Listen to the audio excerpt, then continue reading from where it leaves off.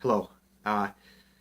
Important video. I feel the need to wade into the controversy, the recent controversy surrounding Foregen in the past couple weeks or so. Um, there's been a lot of stuff going on. Foregen is this non-profit, this Italian non-profit that is seeking to be able to use stem cell technology to regenerate human foreskins, to make circumcised, genitally mutilated men whole again. This is certainly a commendable cause. Um, the critique, what happened is that 3, maybe 4 weeks ago or so, I believe, um, I was only made aware of this after the fact. Some people started postings. There was a post by Brother K, a bit sensationalist, almost to the effect of, is Foregen a fraud? Maybe appropriate. I don't know. There was another post by Bonobo 3D, James Lowen, that was in much more detail, that was quoting another guy on the issue, and he was basically saying stem cell technology like this is in its infancy. Foregen themselves have not really done much of anything. We really don't know what's going on. Is this really an appropriate place to be putting our efforts and psychological hopes and things at the moment? Um, and the basic gist of all of this, first of all, I was, my countenance fell.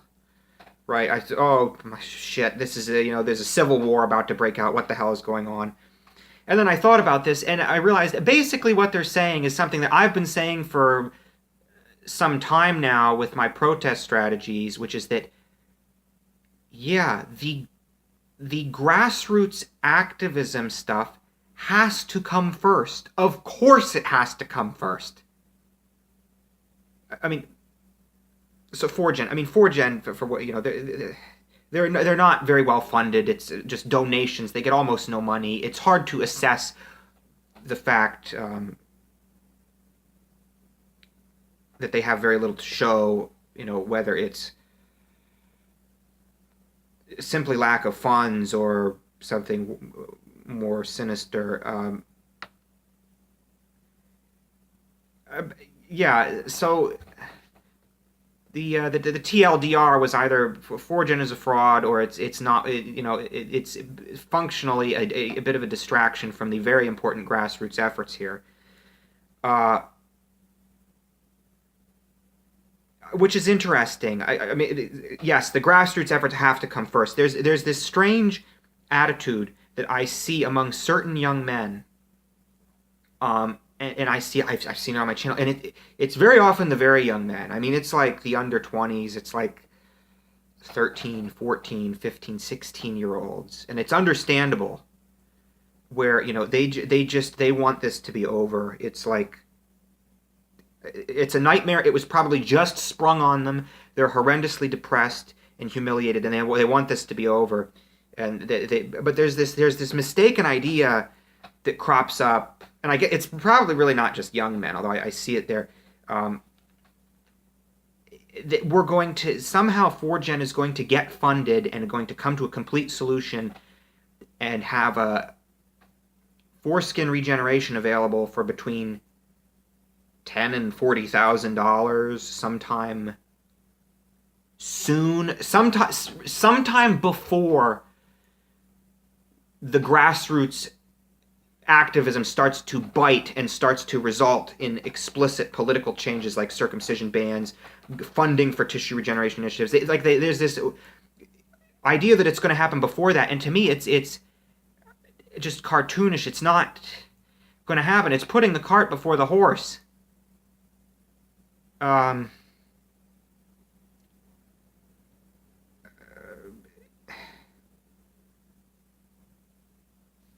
And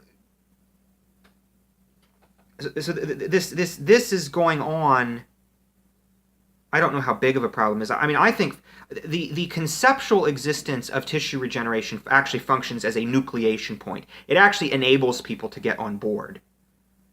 Um, I talked about that in my previous video about Foregen. Foregen is a political tool, a rhetorical tool. This tissue regeneration thing,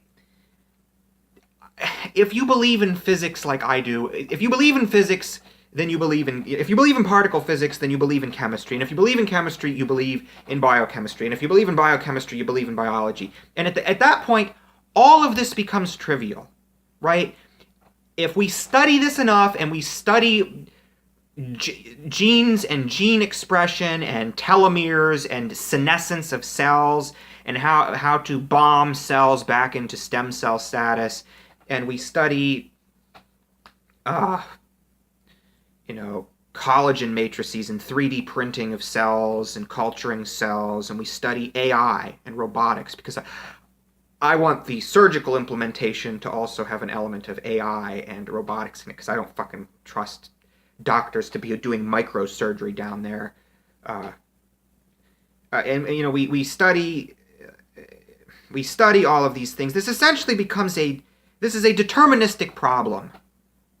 It is no longer a matter of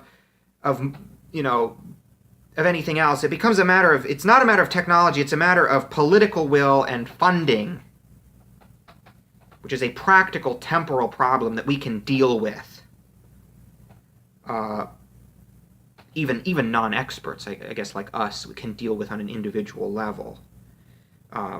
People are concerned about Foregen. There's also Wake Forest. I mean, Wake Forest is regenerating whole rabbit penises with successful implantation and ejaculation. I mean, they're able to have children.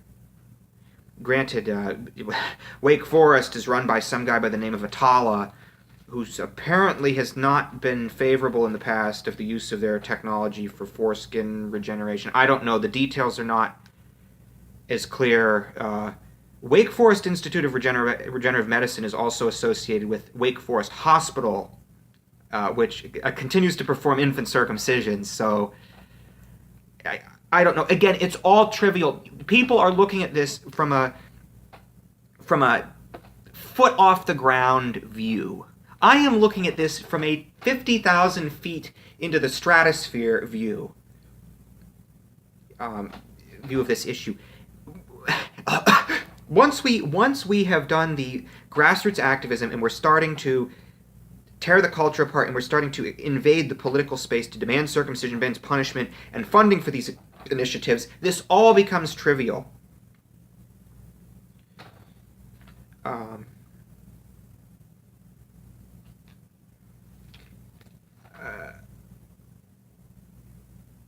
There's another area that is somewhat more concerning to me, and that's actually manual foreskin restoration.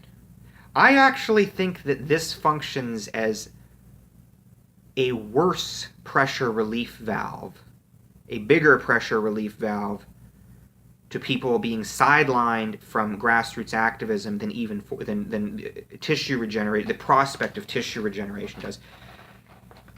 I mean, I've already said tissue regeneration actually can provide a positive incentive even. Because I see people on certain YouTube videos, in the comments of certain YouTube videos, I see it in the forums, certain online forums, restoration, I'm restoring, I'm CI index 4, going on 5, yay. People keep asking my opinion on manual foreskin restoration. I don't know if you're going to like it. It's interesting. There'll be a big picture view that I think you actually might like, but that's almost the topic of another video. And people, it's like the blinders are on. They become very compartmentalized, and there's almost no. I look in these forums, and there's almost no talk or desire to be engaging in grassroots activism.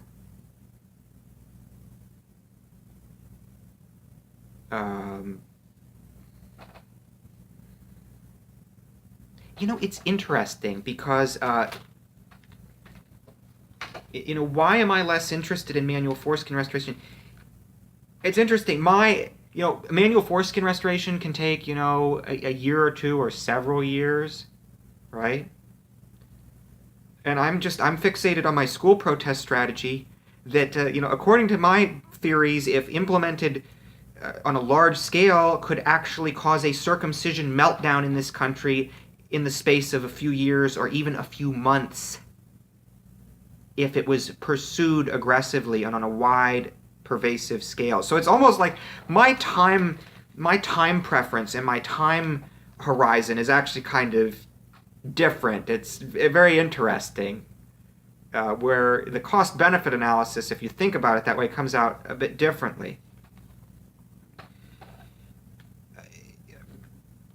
Circumcised men in this position have... I don't understand this compartmentalization and this sort of walling off. I mean, I do nominally because they just want it to be over. I mean, we've been dealt a shit hand. We're just going to have to knuckle under and knuckle under and fix it. Circumcised men have nothing left to lose in this regard and have the world to gain. Have a whole body to gain by engaging in the grassroots activism and the radical protest strategy that I keep talking about, of protesting circumcision at schools, churches, boys' sports leagues, anywhere where parents and children are together, because the parents are the soft underbelly of a circumcising society. Don't forget that.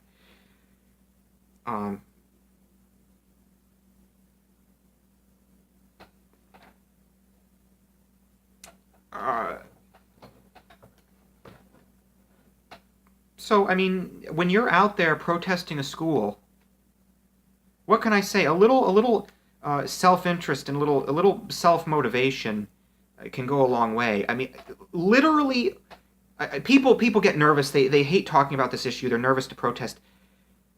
Just imagine every school protest you go to, and the results may not look immediate. Like, people may not blow up on you, may not interact with you a whole lot. But the deep therapy that you're doing this country, the deep damage that you're doing to circumcision is huge, and it will directly correlate with you having your foreskin regenerated. There is a direct line between engaging in the grassroots activism, the radical protest grassroots activism, and you getting your foreskin regenerated.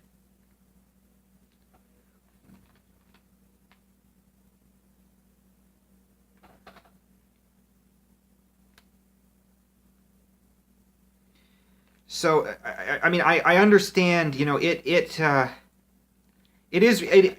I talk about this, just as a matter of fact thing, and we simply have to do it. We have to just do it. It is surreal though, there's somebody sitting next to you with a whole body, and you're sitting here,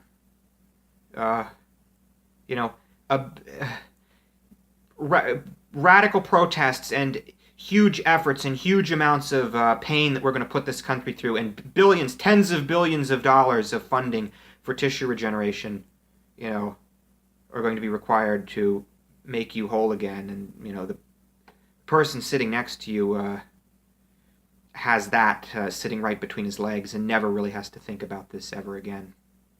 It's kind of surreal.